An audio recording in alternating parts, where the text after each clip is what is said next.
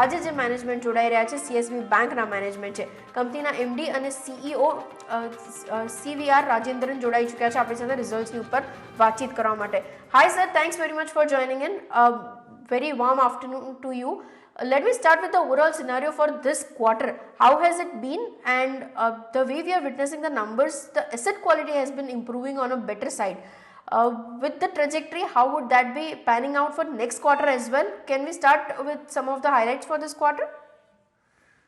So this quarter, if you take the 9-month period when compared to the previous 9-month period, our net interest income has increased by 27%, which is one of the highest. Similarly, recovery has also contributed substantially for the current quarter, as you rightly puts it, improvement in the asset quality. Asset quality suffered only because of the gold loans in the first quarter. So gold loans, because of the fall in the gold prices, as well as the reduction in the loan to asset value which we implemented after the regulatory forbearance was withdrawn. So naturally, the rollovers were delayed and there are a lot of NPAs happening in the first quarter. 386 crores was the NPA. We have not gone for aggressive selling in the auction like any other gold loan companies. And we waited for the customer to come back and redeem it, because these are all the customers who cannot purchase a jewelry once we sell it in the market. We are from the middle class families. So we allowed them to pay some interest and continue with the NPA status of the loan and given time to recover the money. We have recovered quite a bit in the second quarter, and third quarter we have recovered almost 90% of it. The 126 crores of gold loan NPA in December has come down to 86 crores as on date. I'm sure before March end, asset quality will further improve on the gold loan. Surprisingly, on the non-gold side also, recoveries were very good. In spite of the fact DRTs are not functional, SARFAESI is not working, and government offices are not cooperating, RR Act is not applicable, and the property prices have fallen down, we were able to realize good amount of money in the SME, LAP, and other loans also, because all our loans are secured loans. So a lot of OTA settlements are given. Some of them are already materialized. Some of them are likely to materialize during the next quarter. So the result of asset quality improvement will be felt in many more quarters to come. Apart from that, we have an accelerated provisioning policy. We write off all the bad loans within 3 years. We provide much more than the regulatory requirement. Not only for the NPAs, during this COVID period, we started providing for the SMAs also. SMA 0, SMA 1, SMA 2. We have started providing 25%, which means even if there is a single day default in a loan, we will provide 20%. Such an aggressive write-off policy has resulted in accumulation of excess provisions to the extent of 228 crores. As and when these loans are recovered, naturally reversals of the provisions will happen, which will make our credit cost negative for quite some time to come. That will be a part of the balance sheet. But otherwise, the net interest margin expansion is mainly due to liability management. Our liability cost has come down drastically from 7.85 at the peak. It has come down to as low as 4.20. In spite of the fact our CASA is only 34% today, we are comparable in the cost of deposit with the banks, which are having 55% CASA. Because we don't attract CASA at 5%, 6% rates.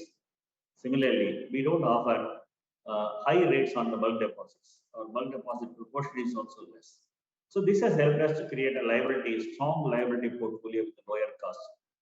Our yield on the assets have increased. Yield on the loans have increased by 30 basis points.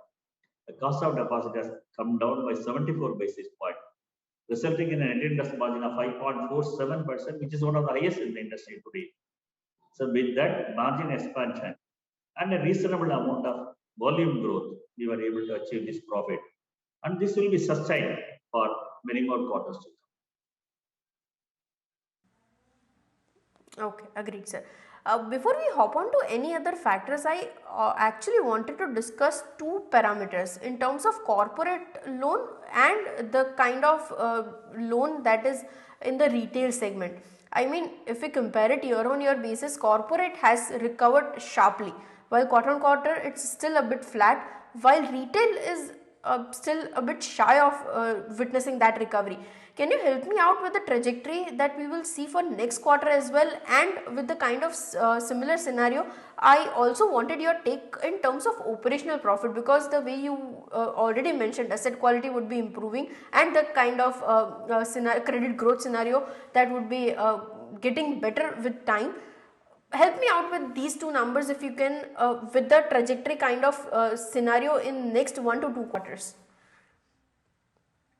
The retail will grow. Our retail was dominated by gold. 40% of our portfolio was gold, which has come to 36% today because of growth in other segments. Of course, retail will come back to 40% during the next quarter itself, because gold will improve to 40%. Other retail, if you look at the RBI data, the growth has happened only in the housing loans and the personal loans. 63% of the retail growth is coming only from these two segments for the industry as a whole. We are not operating in the housing loan market because the margins are very low. Even though we have product, we don't sell it aggressively. And we are not there in the personal loan segment because it's an unsecured loan for us. Recently, we have introduced a personal loan, unsecured as well as secured, as well as business loans, both secured and unsecured. But we are not aggressively marketed it yet because we think the market is not conducive. The slippages in retail portfolio is very high for the industry as a whole. So this is not the time to be aggressive on the retail portfolio. There is good amount of demand coming from SME and the wholesale segment. SME segment, our disbursement numbers are very satisfactory, but we are losing accounts to the competition. Competition is offering unrealistic prices to double B rated accounts and take it from us. But we don't, and we can't fight with these larger players, so we allow that. So the net accreditation is not very visible on the balance sheet. But really, the pipeline is very good.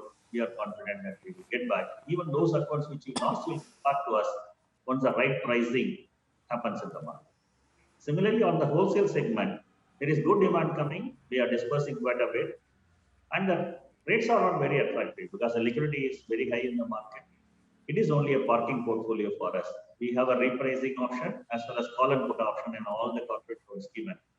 If the rates are going up, we will be in a position to increase the rates, either retain the account or use the call option and take the money back and deploy wherever it is, giving higher rate. So even though there will be growth in segment and SME segment, proportion wise, the retail will continue to be 50%, including gold loan, which may go up further. And SME will continue to be around 20%, and the corporate loan should be around 20%. That is the ideal mix which we are talking. Okay, agreed, sir. And about the kind of recoveries that we are expecting for next quarter as well, and some details for this quarter's recovery numbers, if you can help me out with that. It will be much better than the third quarter. We are going to recover. We already recovered 40 crores during the current quarter in the gold loans. And there are a lot of OTS settlements which are given to the SME and other customers. A partial amount is received, remaining amount is likely to be received before March end.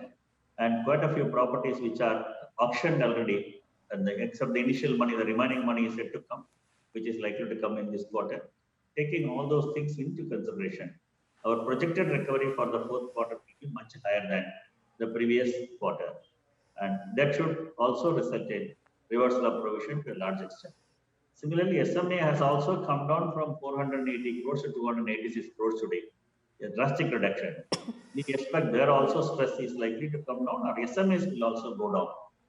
And that will also result in additional provisional reversal for the next quarter also.